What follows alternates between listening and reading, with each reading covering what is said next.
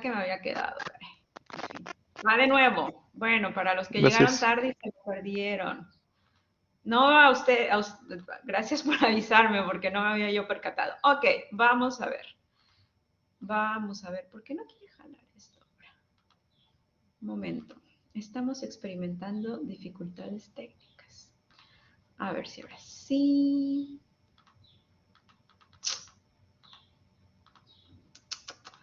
Ok, aquí va de nuevo la explicación. Bueno, prácticamente los espacios rurales aparecen como espacios que en buena medida pueden servir para descongestionar la oferta turística de un medio urbano, como ya lo vieron en el caso de Barcelona, donde desde hace varias décadas los gobiernos que se encargan de la gestión turística han tratado de poner en valor los recursos del medio rural alrededor de la ciudad, buscando descongestionar estos flujos turísticos.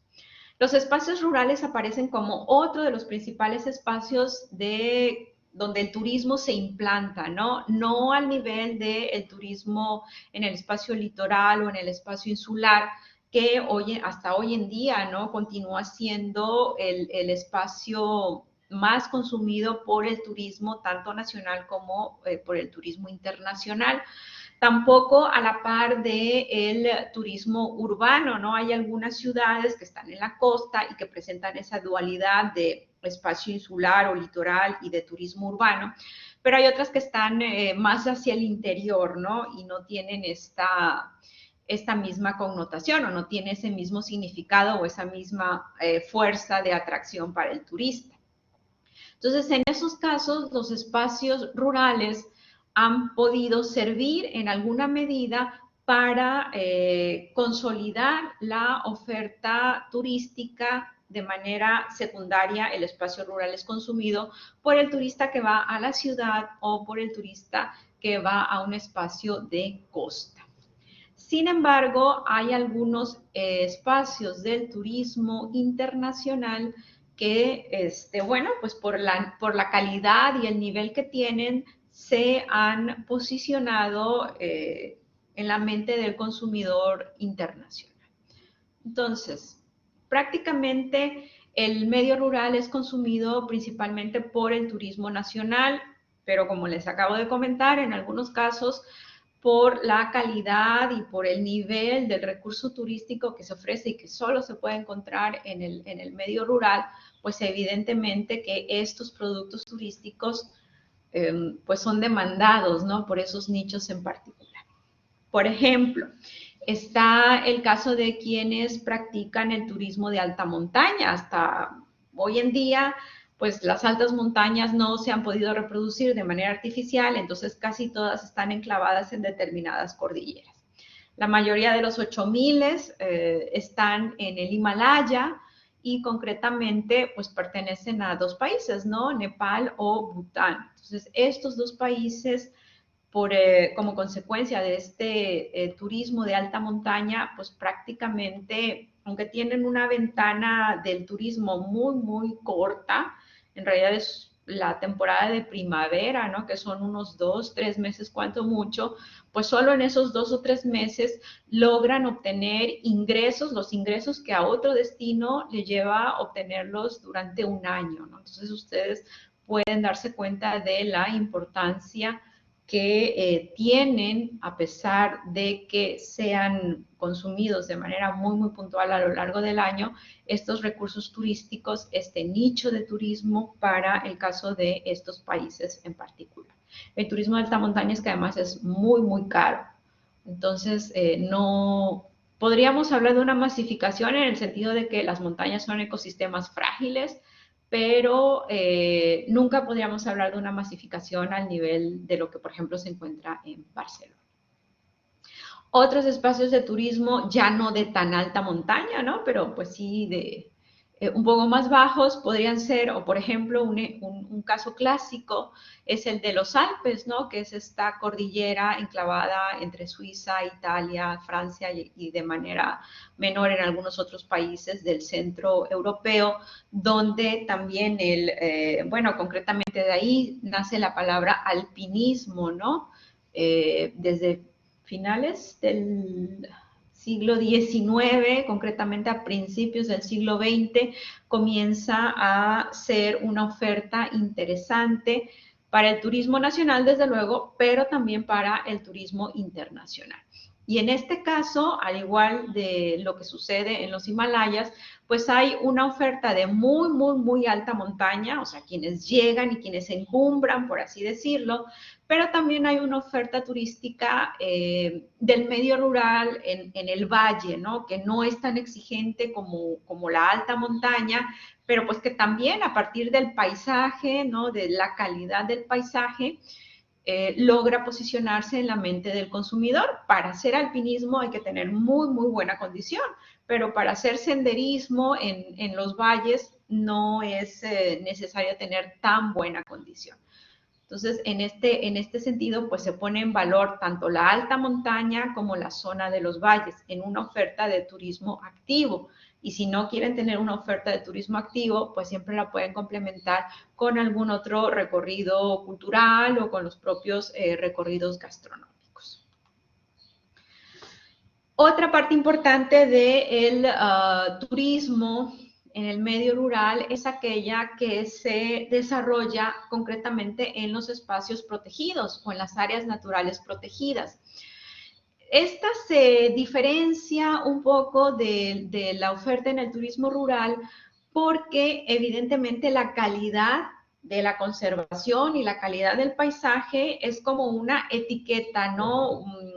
A lo mejor nosotros, si nos gusta el turismo de naturaleza, entre elegir ir a un parque nacional o a una reserva de la biosfera y elegir ir simplemente a un espacio de turismo rural, pues el hecho de que tenga esa categoría, ¿no? O esa etiqueta de espacio protegido, pues nos va a garantizar en cierta medida que la calidad del recurso turístico que ahí vamos a ver y vamos a disfrutar es mayor. Y esa única posibilidad sea la que nos haga elegir un espacio natural protegido.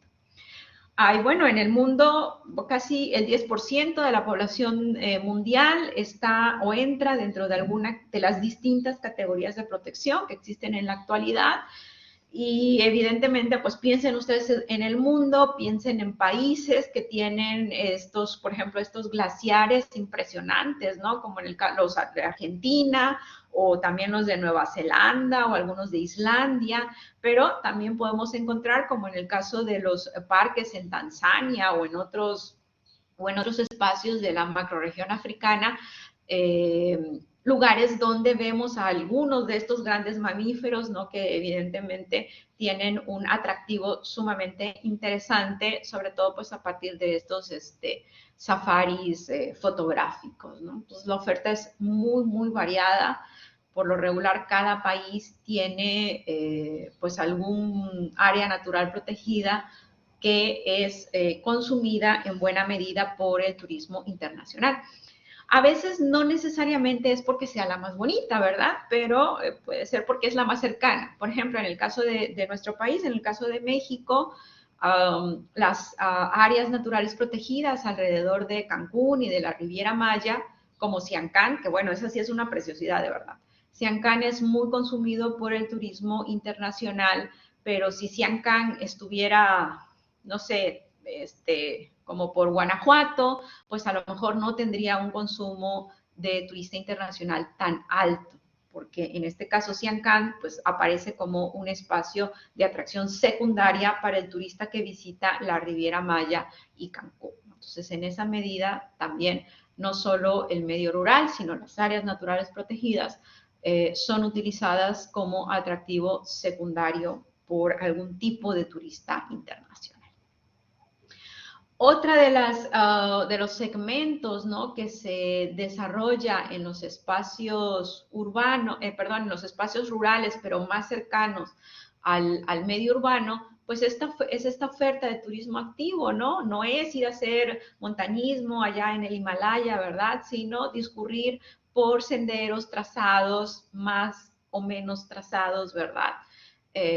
Haciendo caminata o yendo en bici, o incluso hay algunos que ofertan recorridos en caballo, ¿no? Entonces, uno de los productos turísticos destacados en esta línea del turismo activo, pues es el Camino de Santiago en el norte de España, que pues es una ruta vinculada a la religión católica, pero que no necesariamente lo recorre gente por motivos religiosos, ¿no? Hay quienes lo hacen por motivos deportivos o por motivos no tan religiosos y más místicos, ¿verdad? Entonces, este es un producto turístico interesante, bastante bien trazado, ¿no? Y que es muy consumido por el turismo internacional. Pero no es el único, ¿no? En el caso de las Américas, pues tendríamos el Camino Inca, parte del Camino Inca, que pues eran los caminos antiguos, ¿no? Que se usaban para comunicarse entre las diferentes poblaciones del Imperio Inca, previo a la llegada de los españoles a las Américas. Y así como estos, hay muchos ejemplos de rutas turísticas trazadas para ser recorridas a pie o en bicicleta. Por ejemplo, aquí en San Diego comienza una que es el Pacific Crest Trail, que te lleva desde San Diego hasta Seattle por caminos. O en el caso de los Estados Unidos, del otro lado de la costa, está el Appalachian Trail, también siguiendo pues un trazado de montañas, de las Appalachians, ¿no? Estas montañas. Y pues evidentemente cuando se tienen estos recursos turísticos de calidad, pues hay que dotarlos nuevamente de esos servicios. Acuérdense que recursos turísticos sin servicios e infraestructura, pues prácticamente es difícil que pueda ser consumido por el turista. Entonces, esta es una idea, bueno, no es académicamente exhaustiva la investigación, pero sí nos permite ver dónde están esos espacios de consumo de turismo rural bastante significativo. Entonces, a través de esta central de reservas de Top Rural, pues nosotros podemos ver el peso que tiene el consumo en Europa, pero como también en Asia hay algunos países que tienen una oferta de turismo rural, que no es toda, porque esta es solo la que se anuncia en esta central de reservas. Y claro, por supuesto, pues los Estados Unidos y Canadá y algunos otros países de Latinoamérica que aparecen aquí. Pero si ustedes hacen el ejercicio de revisar esta lista de países y compararla con los que hasta el 2019 la OMT venía estableciendo como los países más visitados, pues por ahí van a encontrar muchas coincidencias, ¿no? El medio rural es un espacio interesante, pero es un espacio también de cuidado. ¿Por qué? Porque hay países que tienen un medio rural inseguro. Y entonces, por ejemplo, cuando llegan turistas internacionales que en sus países de origen se mueven en un medio rural muy, muy seguro, pues a veces pues el turista puede llegar a tener incidentes bastante desagradables y por eso en ese sentido hay algunos países que desaconsejan lo más que pueda la llegada de un turista extranjero al medio rural. A veces también suceden esas cuestiones. Y pues bueno, básicamente eso era lo que les quería yo contar con respecto al turismo en el medio rural y en los espacios naturales protegidos. ¿Alguna pregunta? Aquí estaba en el chat. ¿No? Bueno, entonces a lo mejor tengan preguntas ya ahorita que apague la grabación, pero lo único que les quería yo comentar es pues esta línea, ¿no? De los impactos que pues ha generado el COVID, evidentemente en toda la industria turística, ¿no? Nosotros podemos ver cómo en el 2020 pues prácticamente las pérdidas de ingreso, las pérdidas de empleo, pues fueron brutales, ¿no? Ahora parece que con el 2021 empieza poco a poco a reactivarse y pues las expectativas son de que esta situación continúe siendo positiva durante el 2022 y así poco a poco la actividad turística comience a retomar vuelo, ¿no? Ahora también son muchas las voces que dicen, pero ¿qué es lo que queremos? Aprovechemos este momento para replantearnos qué modelo turístico queremos. Y tal vez en este sentido, podamos comenzar a ver una redistribución de los flujos turísticos, ya no tan centrados en el medio urbano, sino de turismo internacional, desde luego, sino pasando a consumir ciertos espacios rurales para pues evitar, ¿no?, este congestionamiento, que era un modelo que operaba en muchos destinos turísticos del mundo, ¿no? Entonces, pues prácticamente este es el impasse, esta es la situación en la que actualmente la actividad turística internacional se mueve, un poco con estos pasaportes sanitarios que están en operación desde el año pasado, un poco también con esta cuestión de las vacunas y las desigualdades, porque no todos los países van al mismo nivel de avance, ni todos los países, sus destinos tienen el mismo nivel de avance, ¿no? Pero, pues bueno, prácticamente poco a poco empieza por ahí a verse una recuperación, y yo creo que en un par de años pues estaremos en calidad, ¿no?, de preguntarnos qué es lo que creemos del turismo, y sobre todo ya no solo preguntárnoslo, sino saber si fuimos capaces de generar un modelo turístico mucho más sostenible en muchos aspectos, no solo en el medioambiental, sino desde luego en el económico y en el sociocultural.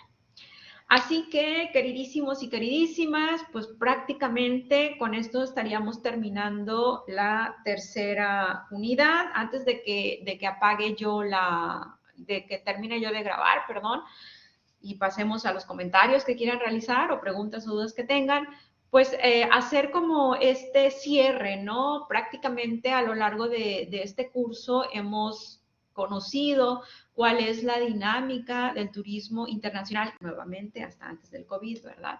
Y pues hemos podido constatar cómo la actividad turística no se distribuye de manera homogénea en el mundo, que fue pregunta de examen, ¿verdad? Creo que del primer examen, sino que pues prácticamente desde la década de los 50 y hasta antes del COVID, existían ciertos espacios que concentraban en buena medida esos flujos turísticos internacionales.